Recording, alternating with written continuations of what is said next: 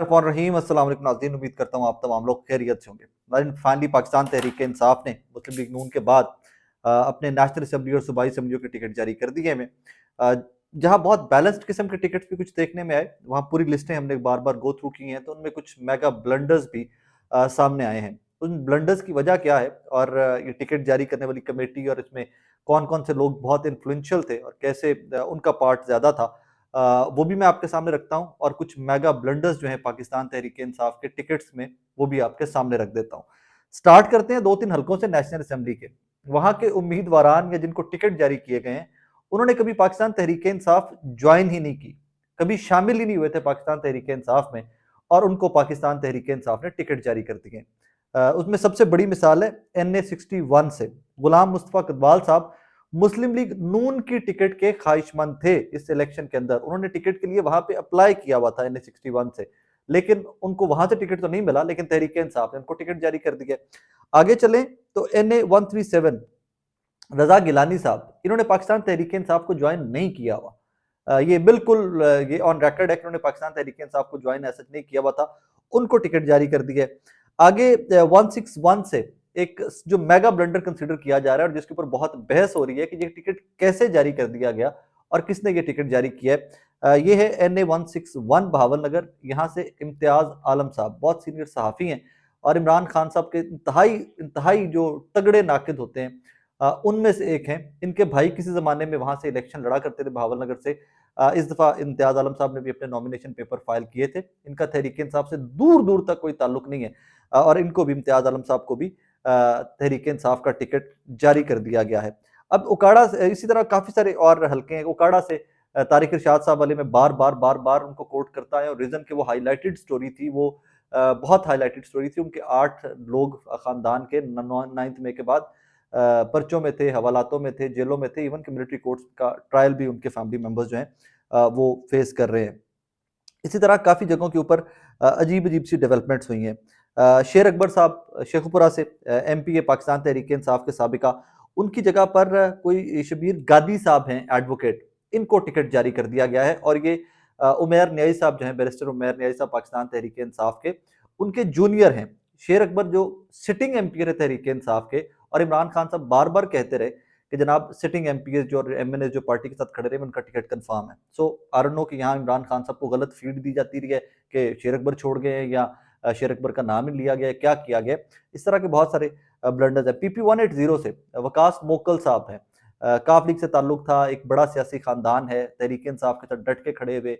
Last time भी जो 14 मई वाले इलेक्शन थे, तब भी उन्होंने टिकट के लिए बहुत अपना पूरे पावर इस्तेमाल की, लेकिन अब तो वहां से कर्नल डोगर भी जा चुके हुए थे, हाशिम डोगर साहब भी जा चुके हुए थे, तो ये टिकट क्लैरिटी के साथ इनका बनना चाहिए था, लेकिन इन्होंने किसी को, दाऊद एडवोकेट हैं कोई, वहां से तहरीक इंसाफ ने उनको टिकट जारी कर दिया हुआ है।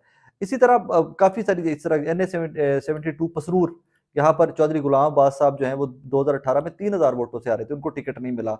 इसी तरह NA 70 सियालकोट से हामिद रजा साहब आइडियल कैंडिडेट थे, यहाँ से किसी कोई मुबशिर अवान साहब हैं, उनको टिकट जारी कर दिया गया है। कसूरी से मिसेस मुजम्मल मसूद भट्टी हैं, ये ज़मान पाक के दिनों में मैं इनको रोज़ देखा करता था, ये खातून होते हुए इन्होंने बहुत ड्यूटी दी ज़मान पाक में, वहाँ बड़ी मेहनत की है। फिर 9 मई के बाद 28-29 मुकदमे पर्चे में इनके ख़ानदान के ऊपर, इनका टिकट पेंडिंग में फेंक दिया गया है। हालाँकि ये वो लोग थे जो कन्फर्म टिकट होल्डर थे और जो माजी के टिकट होल्डर थे, इनको ले जाकर उधर फेंक दिया गया है पेंडिंग में।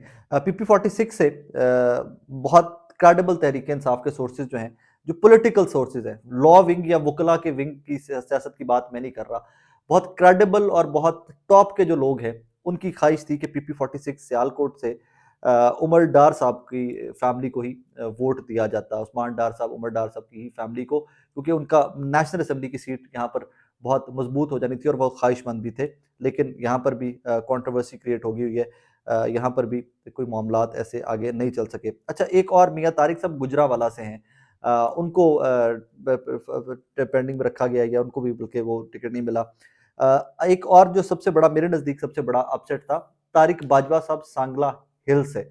आपने देखा होगा अक्सर तारिक बाजवा साहब की फोटोज वीडियोज अपने मुनफरिद अंदाज की वजह से काफ़ी वायरल होती हैं। 2018 का इलेक्शन इन दोनों मियाँ बीवी ने आज़ाद लड़ा था और बेहतरीन इलेक्शन लड़ा था, बहुत कम वोटों के मार्जिन से ये हारे थे आज़ाद 2018 का इलेक्शन। और जब ये शामिल हुए थे पाकिस्तान तहरीक-ए-इंसाफ में, तो मेरी इत्तलात ये है कि जनाब इनको प्रॉमिस किया गया था कि आपको दोनों हलकों के टिकट, मरकज़ भी और सूबाई भी, बाजवा साहब को भी और उनकी बेगम को भी दिया जाएगा। असदुज़्ज़मान चीमा साहब का टिकट जो है उसका फड्डा इस टाइम के ऊपर पड़ा हुआ है। अच्छा, अब एक और इसमें बड़ी इंटरेस्टिंग डेवलपमेंट है। मंडी बहाउद्दीन से शिराज रांझा साहब कोई है, मैं नहीं जानता। शिराज रांझा साहब को कोई टिकट यहाँ पर दिया गया, हालांकि मेरे बिल्कुल आबाई इलाके के साथ मंडी और ये हल्का भी साथ ही हमारे पड़ता है, लेकिन मैं शिराज रांझा साहब को नहीं जानता।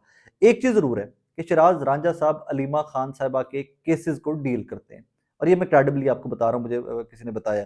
सेकेंडली, इन्होंने F8 कचहरी जो है वहां पर एक चैम्बर बनाया है इन्होंने, और बैरिस्टर उमैर नियाजी साहब ने मिलकर, या इकट्ठे बैठते हैं, या इनका चैम्बर है, उमैर नियाजी साहब उनके पास वहां बैठते हैं, ये पार्टनर्स हैं, वो डिटेल्स मेरे पास नहीं है, लेकिन ये इकट्ठे उमैर नियाजी साहब वहां पर बैठते हैं। तो इनका बैठने का और अलीमा खान साहिबा के जो केसेस कॉन्टेस्ट करने का, केसेस लड़ने का, इनको सिला ये दिया गया है कि मंडी बहाउद्दीन से इनको टिकट जारी कर दिया गया तहरीक इंसाफ का। इसी तरह साजिद भट्टी साहब, मैं सुबह भी उनकी बात कर चुका हूँ कि साजिद भट्टी साहब का टिकट रोकना या किसी और को वहां से टिकट देना, वो एक मंडी से बहुत मेगा किस्म का ब्लंडर है। जो लोग मंडी के या सेंट्रल पंजाब के, या जो कुछ सियासत से रगबत रखते हैं, या जिनको कोई सियासत के ऊपर थोड़ा बहुत नॉलेज है, वो अंडरस्टैंड करेंगे कि साजिद भट्टी, मोहम्मद खान भट्टी, मंडी बहाउद्दीन में ये फैमिली जो है, इनका कितना असर रसूख है, और उन हलकों में ये कितने इन्फ्लुएंशियल है, किसी भी पार्टी से हो तो इनका मामला जो है वो ठीक रहता है। और भी काफ़ी लंबी चौड़ी लिस्टें हैं इस तरह की, लेकिन अभी उनमें काफ़ी सारी पेंडिंग पे चली गई हुई हैं। जो पेंडिंग पे चले गए हैं, उन पर बहुत ज़्यादा बात नहीं करनी चाहिए, लेकिन जो पहले पेंडिंग में नहीं थे, 2000 ये जो भी 14 मई वाला इलेक्शन था, मैंने सिर्फ उन लिस्टों पर या उन टिकटों के बारे में पेंडिंग पे बात की है कि जो पहले कंफर्म हो चुके हुए थे। जिस तरह कसूर से मिसेस मुजम्मल मसूद भट्टी साहब हैं, इनका टिकट पहले कंफर्म हो गया हुआ था, इस दफा इनको पेंडिंग में डाल दिया गया है। सो ये मजीद कंट्रोवर्शियल होती जा रही हैं। अब इसी के साथ साथ कुछ बहुत बड़े बड़े नाम जो सियासत से इस टाइम के लिए, इस इलेक्शन के लिए खैरबाद कह गए हैं। शफकत महमूद साहब, उन्होंने इलेक्शन लड़ने से माजरत कर ली, उन्होंने अपने पेपर्स विड्रॉ कर लिए हैं। फरूख हबीब साहब, उन्होंने पेपर विड्रॉ कर लिए हैं। फयाज चौहान साहब, और वो भी इलेक्शन नहीं लड़ रहे। उस्मान बुज़दार साहब, साबिका वज़ीर-ए-आला पंजाब, इलेक्शन नहीं लड़ रहे। मुसर्रत जमशेद चीमा साहिबा, नॉमिनेशन पेपर फाइल किए थे, पार्टी ने टिकट नहीं दिया। उन्होंने कहा जी हम पार्टी के साथ खड़े हुए हैं, तहरीक इंसाफ के साथ खड़े हुए हैं, लेकिन हमें टिकट नहीं दिया गया तो हम इलेक्शन नहीं लड़ेंगे।